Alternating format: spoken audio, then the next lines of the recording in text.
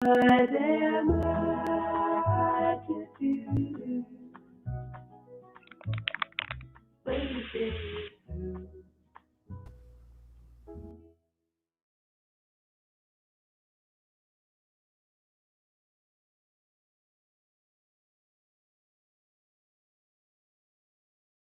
Today, I am honored to have as our guest Ruffin Rodrigue, co-founder of Ruffino's restaurant in Baton Rouge and Lafayette.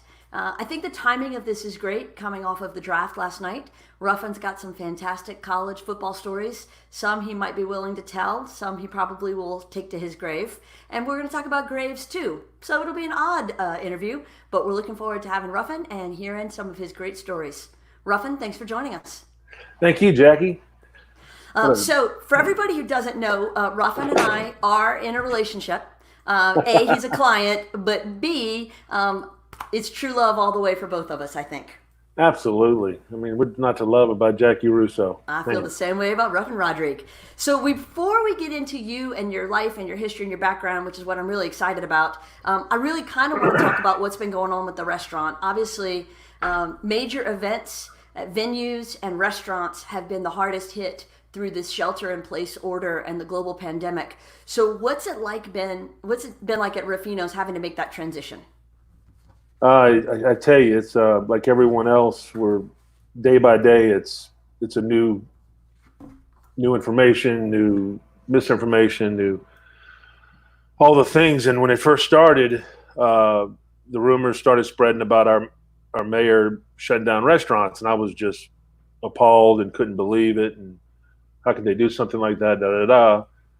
And then we're all like, well, we have business interruption insurance, and we all should be fine. And then everybody knows what's going on with that. That's the smart insurance guys knew to put that word virus in there. So, and then when we officially shut down, I understood because the Monday we were last open, I was greeting guests and, last night to be open and pretty busy for a Monday night. And I couldn't believe the people hugging, kissing, handshaking, all the different things. And it was kind of eerie because at the time we didn't know much about the virus and what it could do and all that.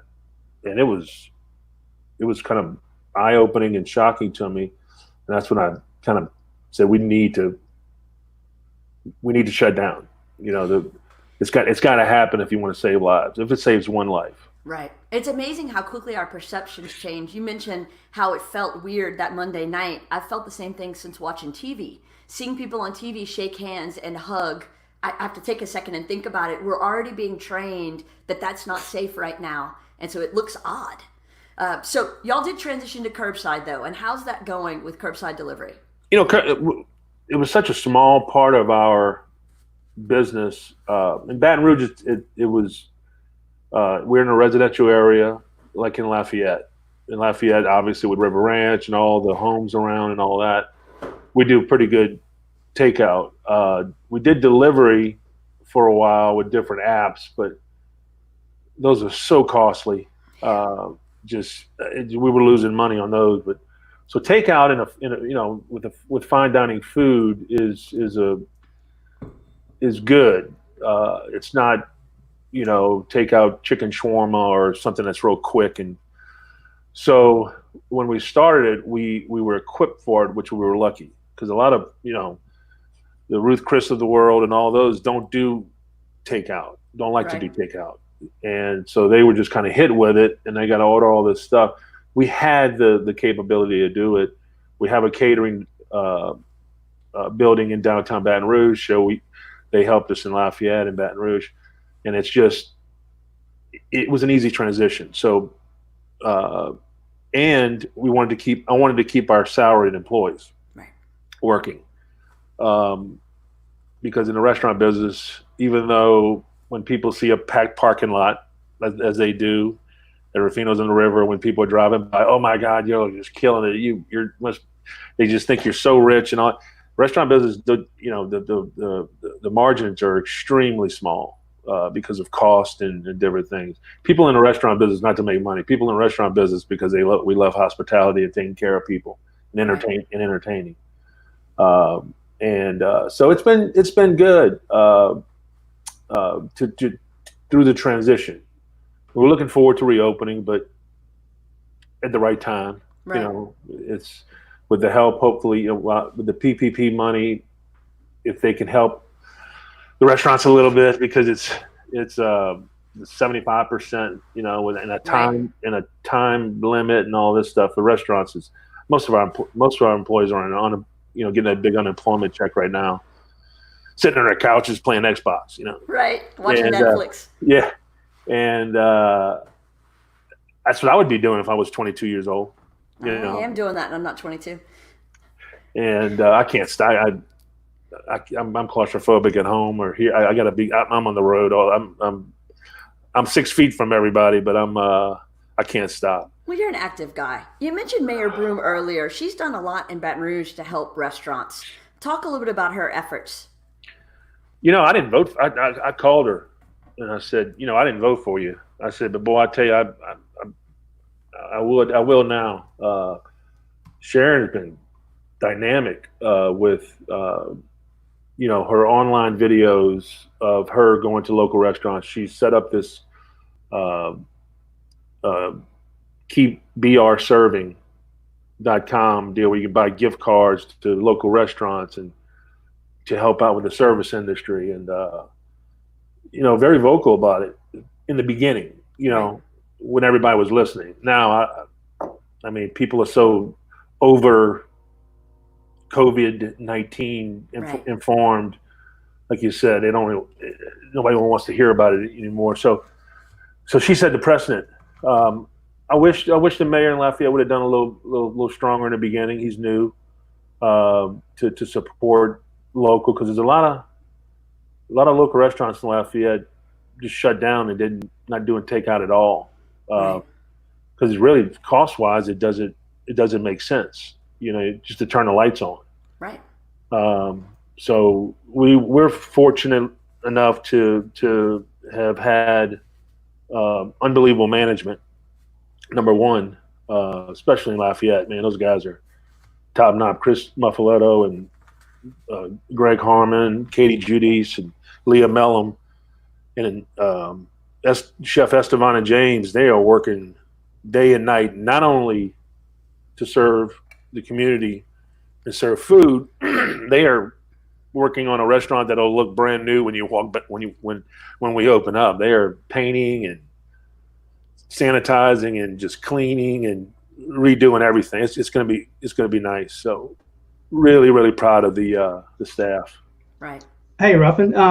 One of the I didn't want to scare you. I'm kind of popping in and out. Yeah. Here. Hey, Michael. But one of the things that Ruffino's that your tagline is celebrating life. It's what you try to do is have people come in. I think a lot of times what everybody's been hearing is all you hear is COVID and all you hear is doom and gloom. I think what you guys have done well is continue to push to celebrate life. Is even if you're at home, it's still worth having a good night and sharing with friends and family. Can you talk a little bit about your philosophy on that and how you're trying to implement that during these times?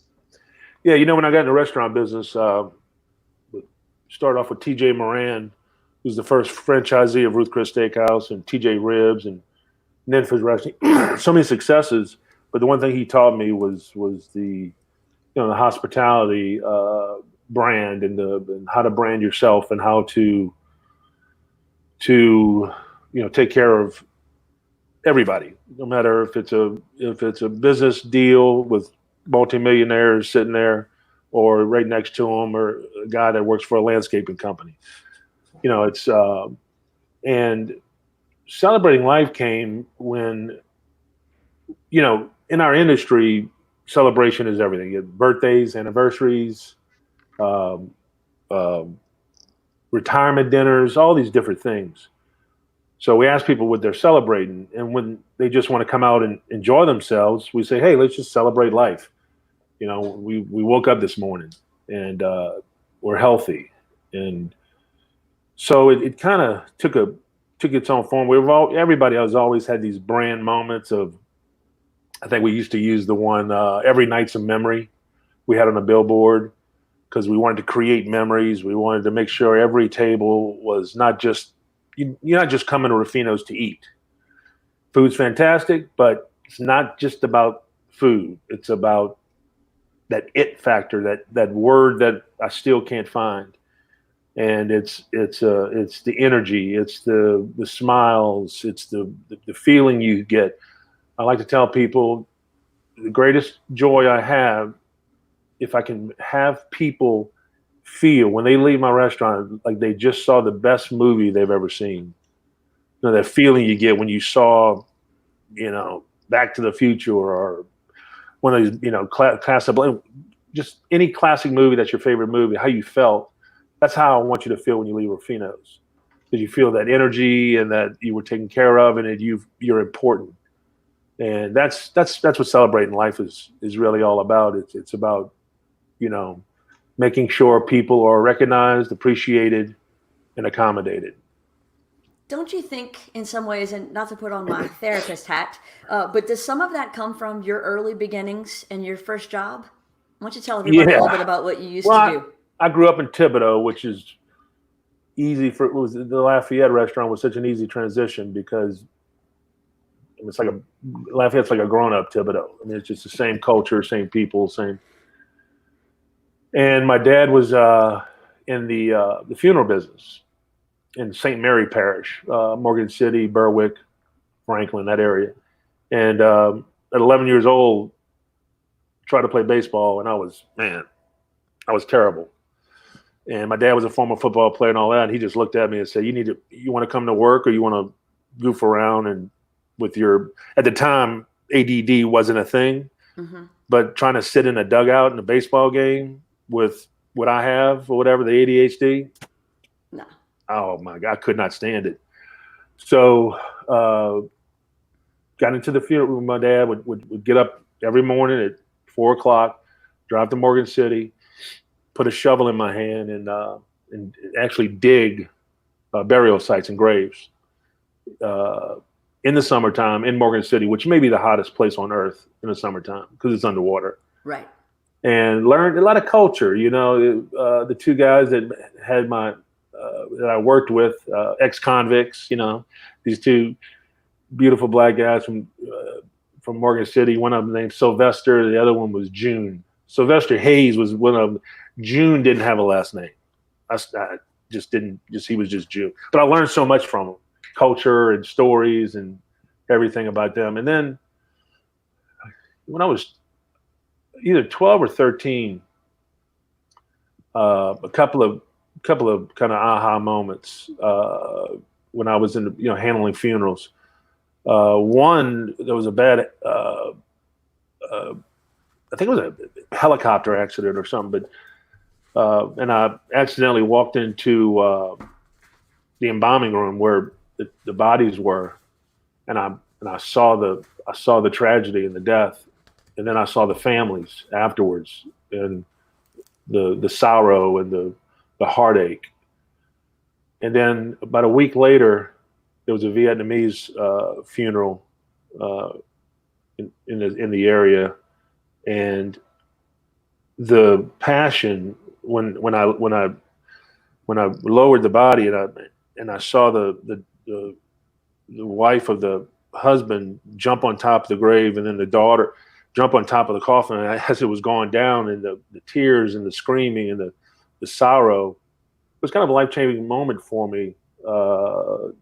It taught me a lot that that side of life of deep sorrow and because I never lost anybody, and kind of made a commitment to, from then on, from high school, junior high school, college, just to everyone I met, I wanted to make my best friend or make them feel important and feel love and appreciated, because it makes you feel good. So it's a thing I've been living with ever since. But I think that really sums up your whole approach to your focus on being remarkable and celebrating life. And I would imagine those experiences at 11, 12, and 13 years old have to stay with you for your whole life. Oh, there's no doubt. there's so many points in my life that I'm not going to call it chaos, but just or tragedy or whatever. But I suffered loss at an early age with my one of my best friends in college who died at a car accident, and then after that, two other teammates. So I lost three college LSU teammates under the age of 25. They all played in the NFL to car accidents. And, rebounding from stuff like that kind of catapulted me into wanting to make my life something other than just 9 to 5 or whatever, it could be. And that Be Remarkable deal is, when I really learned it, Jackie, was when I was at LSU. My roommate, Tommy Hodson, was quarterback. He was the Hollywood boy, good looking, great quarterback, my best friend, the whole deal. And he would tell the media, because offensive linemen don't get a whole lot of credit. And he would tell the media, hey, you want some good one-liners and you want some good stuff, interview Ruffin after games. And they started to, and that's when I learned branding because I knew I wouldn't play in the NFL if I did it all very long. And I just started getting myself in front of the media saying, I'm not, I actually made the USA Today quote of the day one time. What did you say? We were playing Tulane, and I think we had the same record or something. And I grew up an LSU guy, so I didn't really like Tulane very much. And at the time, Columbia University in New York had the longest losing streak of all time. And they asked me about Tulane, saying they're just as good as us because they're the same record. And I said, Tulane is a joke. They're the Columbia of the South. And it it made USA Today quote of the day. I bet it did. And so that was, branding. And there's some other stupid stuff I said during my career about we played Miami and they beat us like a drum. And I said we dominated the line of scrimmage. And it was just crazy off the wall stuff. But, not that I wanted to pattern myself after him, but sort of like a Dennis Rodman type. Mm-hmm. I wanted to. Branding is as long as you don't go overboard with any kind of crime or stupid things. But just getting out there, get your face in the public, and people recognizing your name, and the whole deal. And that's why I really started learning how to do that. And from there, went to the beer industry for 5 years, did the same thing, and that's what I've been just pretty much done my whole life. Right. So as a former Tiger player and lifelong fan, what was it like watching the draft last night when they set a record with 5 players going in the first round? It was fun. With Joe, it was obvious in the story and just legendary year. I think people right now are just worn out from it. It was just, like I told my dad, I'm like, man, we can't do this every year. I don't say Alabama fans do it because that was expensive. I was like, wow. He got his credit card bill in after the season. He's like, man, did you get your bill in for all this stuff? I'm like, yeah, it's bad. But last night, watching it with my son, who's 12, who's a big fan, and watching it, the virtual deal and the mix-ups they had and the goofy 2 guys in the backdrop on Mike Vrabel. Right. I still don't understand. I loved it. My son loved it, and then to hear Joe, obviously, but then to go that long without anybody else, and you're like, man. And my son said it. I think it was around draft 21, whatever. I think who went next? Was it Justin? When Justin went, Jefferson. My son said LSU's going to go on a roll now. They're going to hit that 5.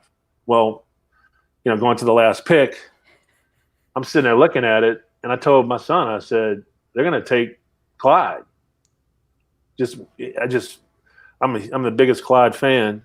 Met him as a freshman, and when they said his name, we just went crazy. So it was, and I think everybody probably did, because if we haven't had anything to celebrate sports-wise in 2 months. Right.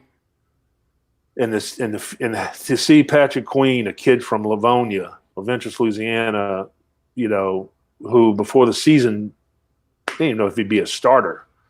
To see him go, and Justin Jefferson, who, great story, when Jordan, his older brother, was playing, we were in Florida, and me and my friends Todd Graves, Brandon Landry from Walk-Ons, and Todd from Raising Cane's, and my dad were in the stadium, and Brandon had this branding thing where he would buy like 50 hot dogs and put his walk-on sticker on them and throw them into the LSU, fans. And it's at halftime, and this Jordan's family was right in front of us, and Justin was this little 6-year-old kid, and he was just looking up at us. Please give me one of those hot dogs. I'm like, Brandon, and we gave him one, and I asked him if he remembered just a little bit, but he remembers the game. But Brandon got thrown out of the game for doing that, which is hilarious. But he got the last laugh because single at the time, I think he ended up at some sorority house watching the game with some Florida girl. Yeah. So he recovered okay. Yeah, he did. Yeah. He did just fine. He found a way to celebrate life that night. He did, and as long as it doesn't make a life, I think it's going to be okay. But the draft was, it was a reflection almost of the season, the beauty of the energy, and now we're in this time of isolation and all that. It's like we're starving for a dopamine rush. Right. We're starving for a excitement, or watching the Cajuns and I was hoping LSU and UL would make it to the regionals again together, in Coach Robichaux's honor, and had all the spring was like ready for fun, and all the stuff that Billy's doing with UL football right now is just insane. Right. For it all just to stop, it makes it tough, LSU to rebuild. What's Miles Brennan going to do? Billy had the number 1 recruiting class in the Southland Conference. All these fun things, and no basketball, no tournament. Right. LSU was making a run. It's just hard. Right. So we need to get back to some normalcy, and hopefully we can do it through humor. I mean, people got to be getting tired of binge watching Netflix and HBO and all that, because I know I get bored. Well, I think we're starting to see that. I think we're starting to see mayors and governors pushing for the beginnings of reopenings. It's happening in Georgia and a few other places. And I think you're right. I think seeing Deggs not being able to take his team to the Sun Belt Conference this year, and LSU going to the SEC tournament, we have a loss. We're all grieving losses right now. So the question becomes, how do we find healthy ways to start to get back together again? And I think we're humans, and humans always find a way. And, we'll figure it out. Now, you and Todd felt pretty good about this team before the football season even started, didn't you? Yeah, we were one of my best friends, Todd Graves of Raising Cane's. We were in Vegas in May, and right before we left to come back home, we were in the hotel and saying we got to get down and make some bets, pre-bets for the season. And they always, Vegas sets lines on Saints winning the Super Bowl, LSU winning national championship, different things. And it was 3 bets I had to make. I went to make $1,000 on each. One on the Saints winning the Super Bowl, one for LSU winning the national championship, and the other was for Joe Burrow to win the Heisman. Because I told Todd about all the spring practices I went to. I said, this guy's going to have an unbelievable season. And we went to the hotel we were at. It was a new hotel, and the sports book didn't have the Heisman odds up. Caesars and all that had it, but we had to get going. So I just made the 2 bets on the Saints and LSU, and I would have made the $1,000 bet on 200 to 1 odds on Burrow if it would have been at Caesars or whatever. And which all would have gone to charity. Right. You know, but we won the LSU bet at $24,000. Nice. And Coach Ogeron selected a charity, and you know, people say, "You didn't take any of the money." I'm like, "Look, man, you know, I would." My wife asked me about it. I would love to, you know, especially if we'd have won the 200,000. I'd love to take the money, but when your best friend's a, you know, billionaire and he owns 650 successful fast food restaurants, can't take the money. No, you got to give it to charity. You got to give it to charity. So Right. it was a good deal. That's a good deal. So obviously baseball wasn't in your future. In high school, though, you found football, right? Yeah, I mean, my dad played. He was a big time player at LSU, Chinese bandit back in the '60s. Made a big name for himself. So, you know, I grew up a big kid. All my uncles played college football. My dad's oldest brother Perry was a running back at BYU. Came from the Marines. He was one of the first non-Mormons they let in back then. Called him the Cajun Mormon. And then my dad, they all grew up in Chack Bay, which is between Thibodeau and Vacherie. My uncle Jimmy played a little bit at LSU. My uncle Donald played at McNeese. He was a fullback. And then my favorite, one of my closest uncles, was captain and linebacker at USL at the time. Now UL. Go Cajuns. And I honestly grew up early in my youth a Cajun fan because I would go to all of my uncle's games. So this was in '74. You know, I was like 8, 9, 10 years old. That's when they were still playing at McNaspy Stadium. No, they were in the new they one. just moved? Okay. They just moved. And they just changed from Bulldogs to Cajuns. Okay. And, you know, John Bordelon, who's the president of Home Bank, was at my uncle's wedding. I was friends with him back then, as I am now. My most vivid memory as a child is being in the locker room, you know, after a win in the Cajun locker room, and my uncle telling me, "Hey, go get an autograph from that guy right there. He's gonna be a big time NFL player." It was Raphael Seption, kicker. Yeah. Who won a Super Bowl with the Cowboys. So yeah.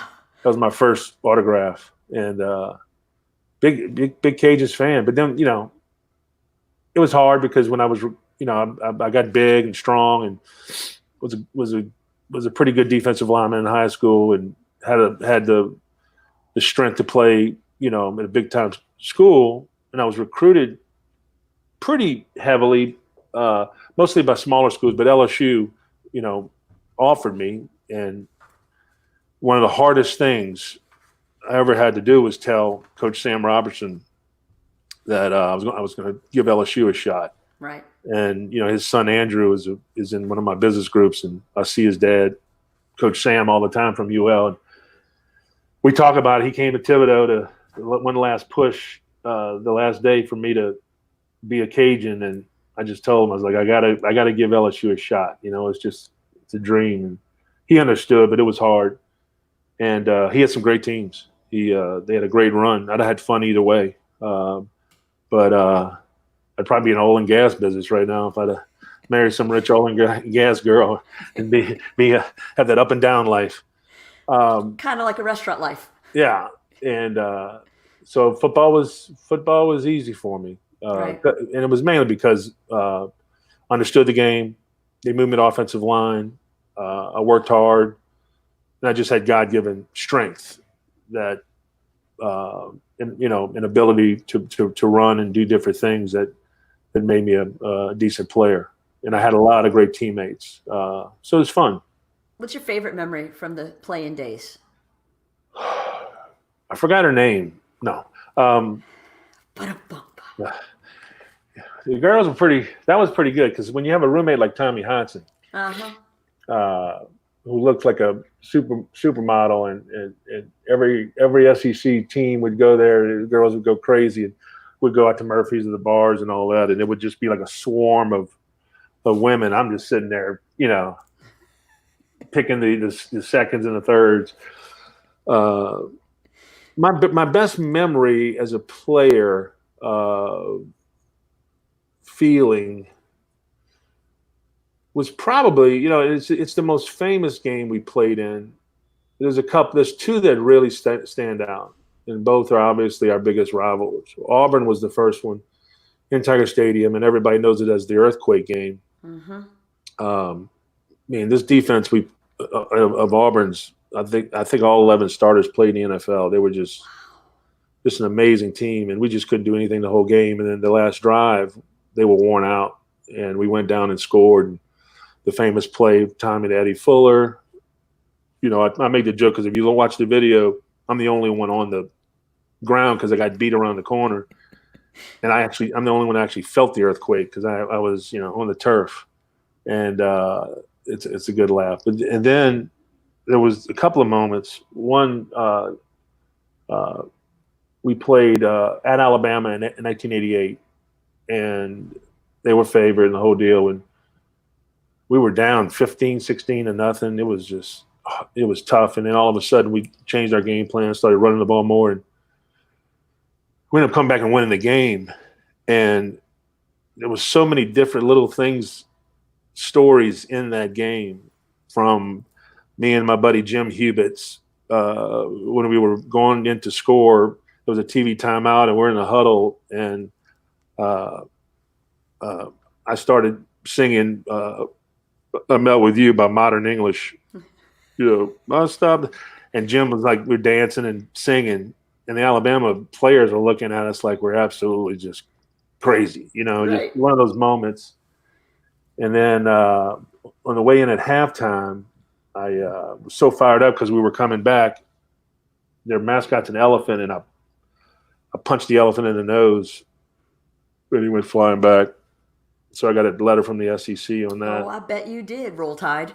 And then I think coming out of halftime, I yelled at a flute player or something from Alabama. They were in our way on the sidelines. So she must have told her parents, because I got 2 discipline letters from the SEC. Oh, well. And yeah. Nothing but trouble. Started a lot of trouble. All innocent stuff. Of course. You mentioned your singing. And if anyone was lucky enough to hear some of your Christmas tunes this past season, they know that you are known to let one go every once in a while, which is melodic. And you've made a little something to get through this current season, haven't you? Talk a little bit about what you've been doing for desserts at the restaurant during the curbside pickup. Well, cotton candy has always been a part of our restaurant theme. It's to celebrate life. It's something we started doing and giving to the customers with the check. A nice little sweet treat. It's fun. It brings back memories, the whole deal. And it really just hit off. Expect it and all that. So when we're doing the takeout during this crisis, I was at the restaurant. I'm like, well, who is anybody ordering dessert? Anybody, what can we do that's special? So I just started spinning cotton candy on my own. Found a little bag to put it in, and started handing it out to the guests and goofing off, and just the smiles on their faces that they got. All right, pulling up to Ruffino. Yeah. Global debut of your video about this. Yeah. Sorry. This is Todd driving up. And make it seem brand new. With Bob Ross in the background. Celebrating life the only way that we can do. The Candyman. Oh, the Candyman can. Who can change an evening into something shirt. I love the shirt. Yeah. Make it all remarkable, if even for one night. The Candyman. Oh, the Candyman can. The Candyman can, 'cause Ruffino's is the place that makes the world taste good. It's a lot of sugar. The Candyman makes everything he bakes satisfying and delicious. Talk about your childhood wishes, where no one has to do the dishes.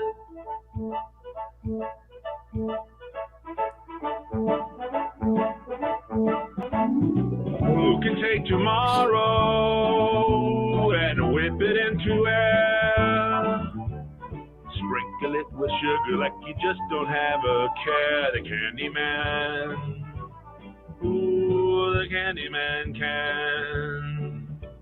The Candyman can, 'cause Ruffino's is the place that makes the world taste good.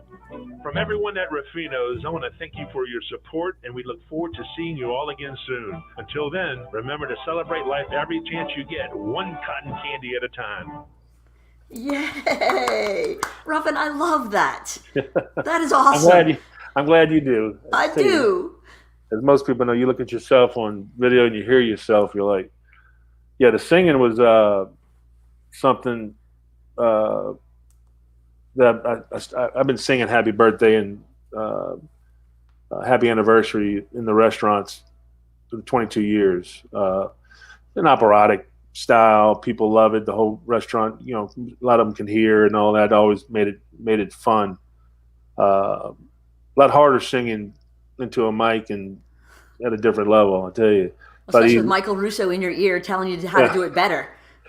It's a lot easier just to belt out a cappella, and it's a lot of fun. You know, the cotton candy is a signature for us, and we just want to make sure during this deal that the kids are happy. You know, it brings smiles to, I mean, people in their house. Talked to a buddy of mine yesterday. I think in 2.5, whatever. I don't even know how long it's been. He's left his house 3 times. Oof. And I'm just like, man, I don't know. You have to have the right temperament. So getting out, come and get Ruffino's, you know, getting the cotton candy in your hand and celebrating life is what we do. Right. Well, and I think the cotton candy symbolizes that. And I think this video does too, because it's a way to make this pandemic pivot still be the way you can celebrate life. And if that isn't say be remarkable, I don't know what does. It is. It's just, you know, coming up with different ideas for reopening. And I'm always telling Megan Clark, our COO and everything, you know, let's think outside the box. What can we do next to spark a smile or a laugh or something fun? Because I think people just expect it out of Ruffino's is right. that little extra. I mean, who goes by a 42-foot Christmas tree, you know, and puts it up outside? The Candyman. Yeah, the Candyman. That's exactly who. So let's talk a little bit about you. Just some insight kind of into what makes you tick. What advice would you give to the younger you? Ooh. That's a great question, Jackie. I try. You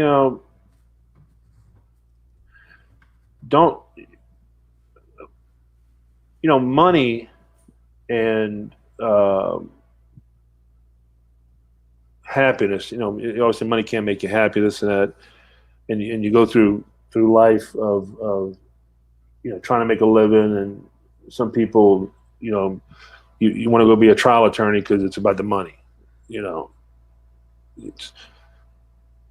I went after my dream, which was taking care of people and making them happy, and you know, could have gone the route of, you know, whatever, you know, could have done like a couple of buddies did after football and going to LA and, you know, did some acting gigs and do all that kind of fun stuff and, you know, get in trouble.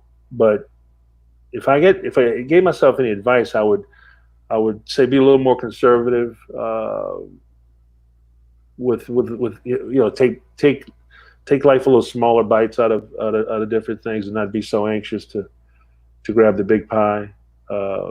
Be more, you know, if this doesn't teach us how to respect money and, you know, material things and how useless they are, you know, in respecting people and family and friends and faith, and that's the biggest lesson I hope people get out of this. Always. Sitting at, that's the hardest thing. So Right. that's advice I'd give myself is, just take it a little slower, Right. not You not so mentioned fast. Todd is one of your best friends. Would you say he's like one of your longest, strongest friendships, or just somebody else you would put under that best friend category? I've had, high school, I had a best friend, and then, in college, Tommy Hotz was my roommate, Eric Andelsek was my lifelong friend from Thibodeau who died at the age of 25. And then just so many friends through the business and restaurant business. But yeah, when, 20 years ago, I met, and it's one of those instant friendships that, we made a pact never doing business together or never doing anything because it ruins friendships. And yeah, that's, and I met friends through him and he through me that who I hang out with and do different things. Now, kids kind of mess things up because, if your kids aren't your friends' kids' ages and different things, you don't, and that's what I'm going through right now. The majority of the people I'm hanging out with are my kids' best friends because that's what you do, And being that I got married such a late age, 39, I think it's been 14 years, something like that. I think my anniversary. Yes, believe me, it's a blur. I'm sure you'll be reminded later, so you'll know exactly how many years it's been. So you'll know when to celebrate it properly. So when you think about all those friends that you've had through the years, what would you say is kind of the quality that you think connects them all together? What is it that it's, if you're filling out the application to be Ruffin Rodrigue's best friend, what qualities do you have to have for that? You have to take life pretty easily. I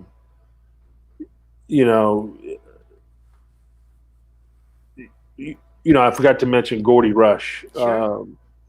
If I had to say a life, Gordy was the best man in my wedding. He was my teammate at LSU, and now he's had a guaranteed broadcasting, and I was the best man in his wedding and the whole deal. Gordy's like the perfect. Gordy and Todd and my best friend from high school, they all have pretty much the same temperament.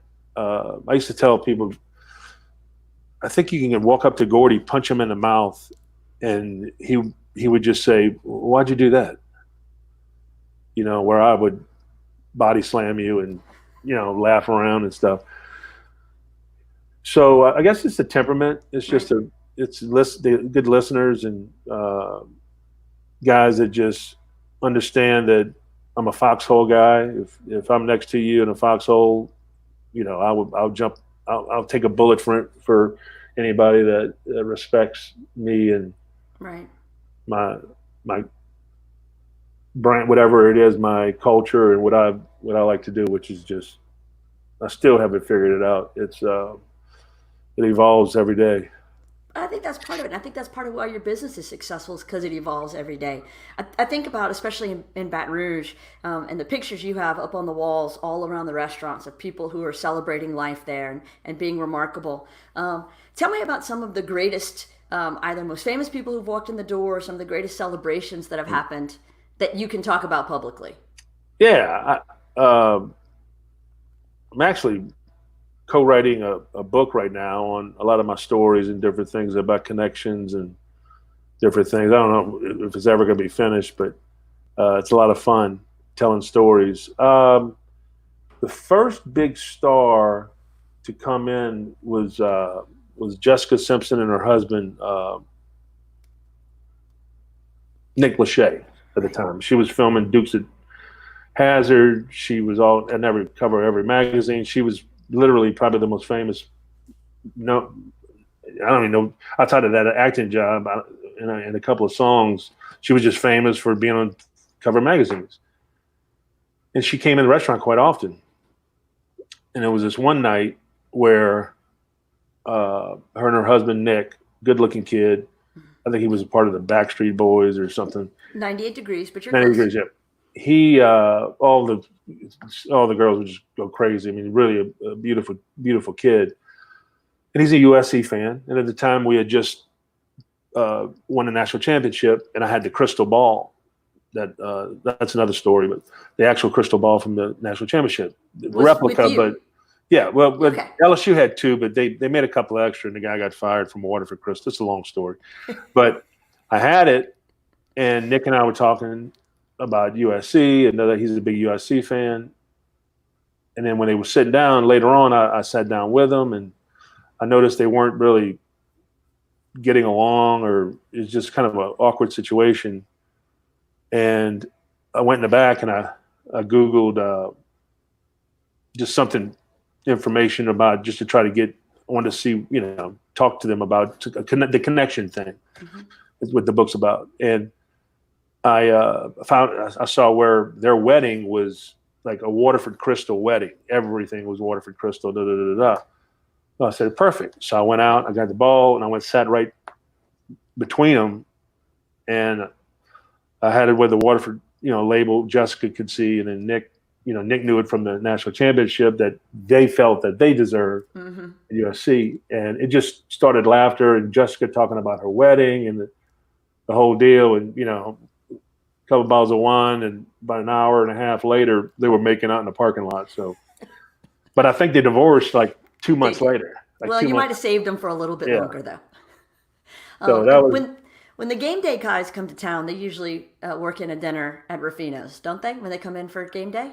Yeah, that started when game day really started kicking in, and Herbstreit and all those guys came into Baton Rouge. My ties with LSU, the LSU guys told them about us. Even though we're a far drive out, they wanted to come see what we were about. And Kirk Herbstreit's the one that really and I bonded a friendship that we still have today. And he's given us the best restaurant in Kirk Herbstreit's deal every year. Ruffino's in Baton Rouge is his favorite, da da da. So they kind of put us on the map for that. And like I said, great friendship. And every time they're in town, they come. And I haven't counted, it must have been over 25, 30 times they've been in Baton Rouge or whatever. And they come to the restaurant. The restaurant's full and energy and the whole deal. And it's kind of morphed into this, big thing. It's helped us out with our branding and all that, and our relationship with LSU. Right. What's your guilty pleasure that you can say publicly? Oh, driving over the Chafalaya Basin lowers my blood pressure. Love that drive. That is a guilty pleasure. Yeah. I'm not sure that anybody else would say they love that drive. I don't know why. It's just something about it. It just reminds me of Louisiana and our culture. And it just, either way, from Baton Rouge to Lafayette to Baton Rouge, I love that drive. But I guess guilty pleasure, I mean, Ben and Jerry's.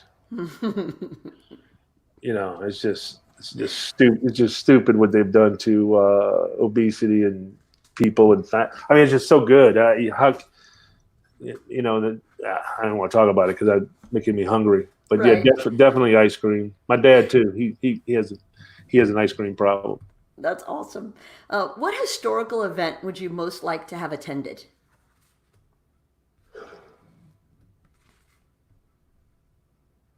Historical event I'd like to attend.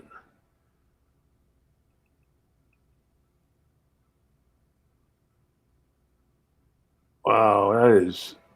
I've seen so many different things. Right.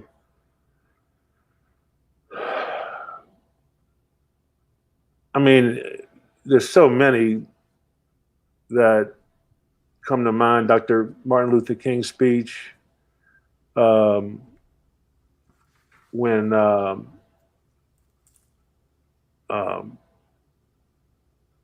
President Reagan announced to tear down the wall. Oh man, there's so many. But yeah, there's just anything that has to do with America and, right. and our progress, and when I see like tragic events like what happened with 9/11 and all that, I'm the kind of guy that was like, I wish I was there. Right. You know, I wish I was there to help, or I would have died. But you still feel like you. So any tragic event that I could have helped Right. prevent. I wondered if you were going to say watching the 57 team play.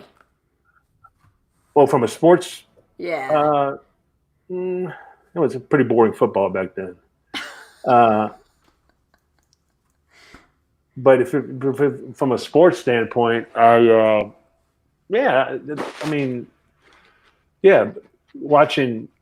some of the old, watching my dad play, Sure. watching the 50s, the first national championship. Billy Cannon, my dad was there as a recruit. Billy Cannon's run. I mean, we saw that so many times, but to actually be there is a different story. Right. All right, we're moving into what I think is my favorite part of this whole thing, which is the lightning round. So this is one-word answers, immediate, first thing that comes into your head. Don't think about it. Your favorite place on earth? Ireland. Ooh. Favorite movie you can't turn off? Shawshank. Oh, that's a good one. Your favorite TV show if you were going to binge watch something? Ozark. Okay. Favorite book? Contagious. Favorite podcast? Jackie Russo. Oh, nice answer. Favorite car? 77 Bronco. Ooh, that's a classic. I have one. Yeah. Yeah, exactly. Favorite musician? And Ruffin Rodrigue is an acceptable answer. You could have said yourself, but we'll go with you too. I'll go Bono. That's fine. Favorite song? Ooh, Epic Holiday by Angels and Airwaves. I don't know that. I'm going to have to go look it up now. Favorite sport? I'd say to watch tennis, sadly, but football, college football. Sure. Favorite meal? Filet mignon steak. Favorite leisure activity? Beach. Nice. And the favorite way you treat yourself? Oh, man. Sleep.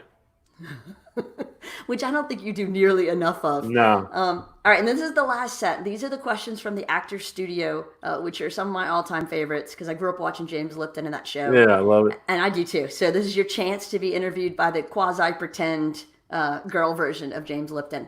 So what is your favorite word? Remarkable. Least favorite word? Oof. Can I say it on air? Yeah, you can. See you next Tuesday. All right, good enough. What turns you on? Laughter. What turns you off? Ego. Or just. Yeah. Sound or noise that you love to hear? The water, either in Big Sur or the Irish cliffs, the water just crashing into the countryside. That's powerful. Sound or noise that you hate the most? Anything loud pitch. Actually, you know what? No, chewing. My wife chewing and swallowing. That's a regular discussion at our dinner table. Apparently, I do it too loudly too. Favorite curse word? And it could be the one you said previously, or it could be a new one. Not say shit. All right. I mean, just... Favorite profession other than your own that you would like to attempt? Acting. Yeah, I can see that. Which profession would you not like to do? Accounting. Yeah. When you arrive in heaven, what would you like to hear God say at the pearly gates? Welcome. Well done. Yeah, well done. Yeah, welcome and well done. Yeah. Ruffin, thank you. I appreciate it. You survived the hour. Look at you. You did it. This was great. Oh, was it an hour? Wow. It was. It flew by, right? Yeah, it did. Well, I appreciate you spending the time with us. And I appreciate you letting us debut the video, which I cannot wait to share with everybody today. Okay. It sounds good. I promise. All right. You did a great job. It was really good. It was really good. We've been regular Wednesday lasagna curbside picker-uppers now every week. And I'm not even embarrassed to admit that we had to move up to 2 trays because we were needing more. Yeah. Because it's so good. Family of 6. Well, yeah.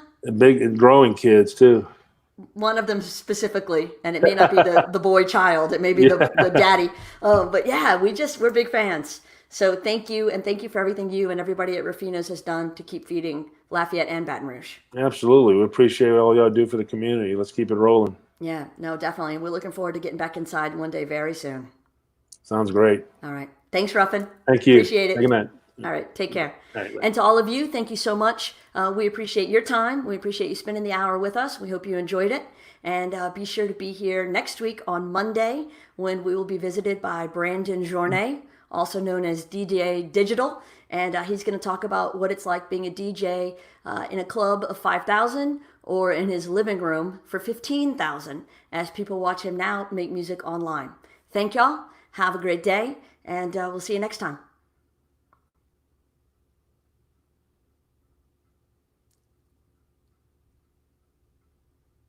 What am I to do? Waiting.